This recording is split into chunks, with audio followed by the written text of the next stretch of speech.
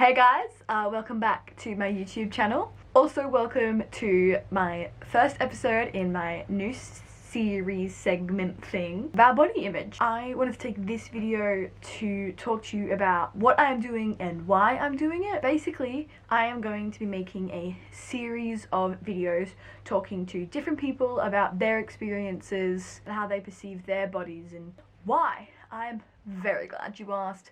I am doing this because I want people to feel comfortable in their own body and also to feel comfortable about the decisions they make about their body.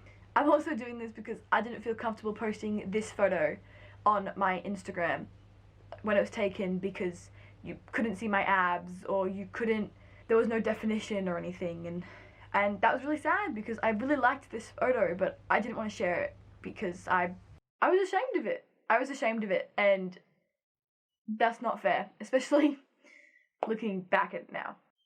I'm also doing this because influencers feel like they have to apologize or explain that they just woke up, or, why they're not wearing makeup, why they don't look like they're glammed up 24/7.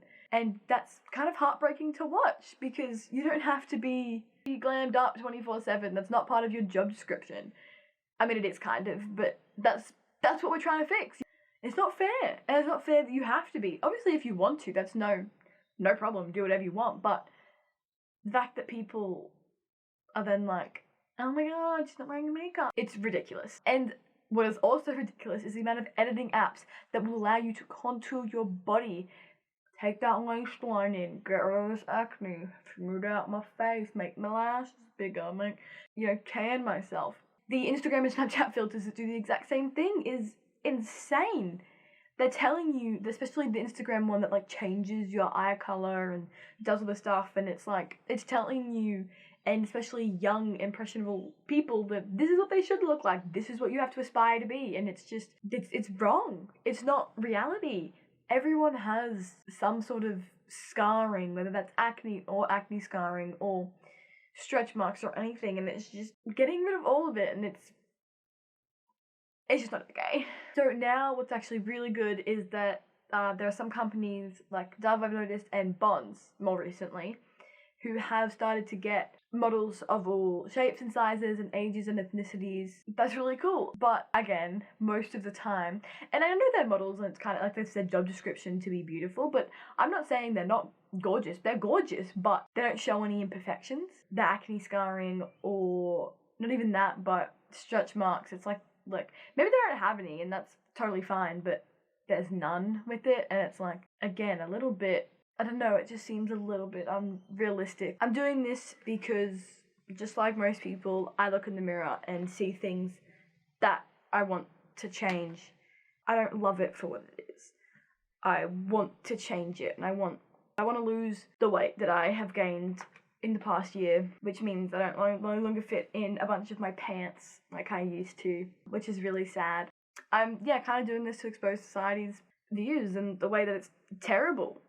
Because of my experiences, I've come to realize that body image is a real problem, and so I just wanted to give a little bit of background information about my experiences, because it'll probably come up a little bit in videos to come because it's my experience. That's what I have to share. Let's get to it. I am a dancer, so I danced for 13 years, and I danced next to girls who, as people would say, had the ideal ballet body type: tall, thin, long legs, etc. And I was not one of them. The only thing that I really had going for me was my height, because I was much taller than the rest of the girls my age, which means I stood out.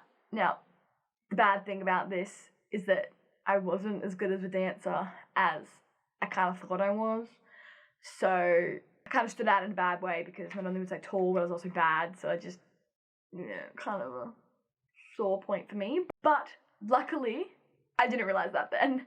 I did know that I wasn't the best. I'm the best. I'm amazing. I knew I wasn't the best.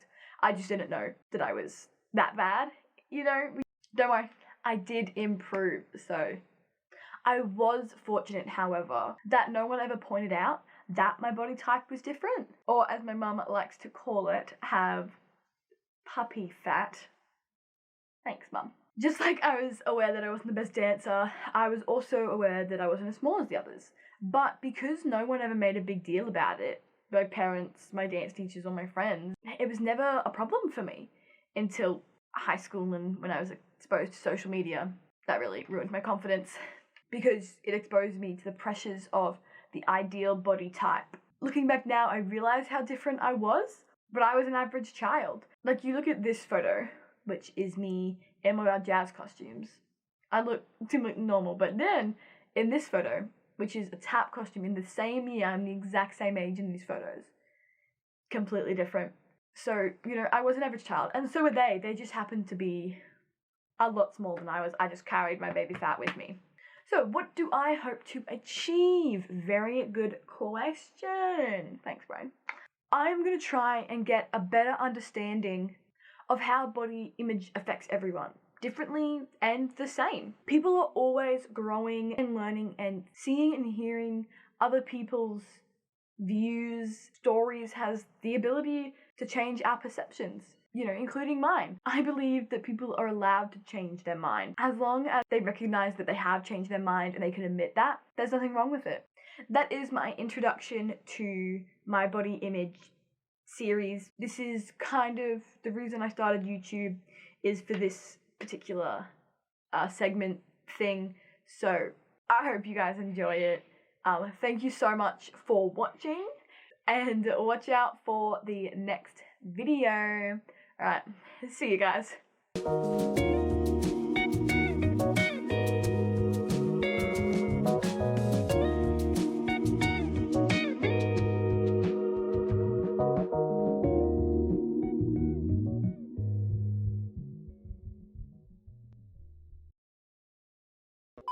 Or as my mum likes to call it,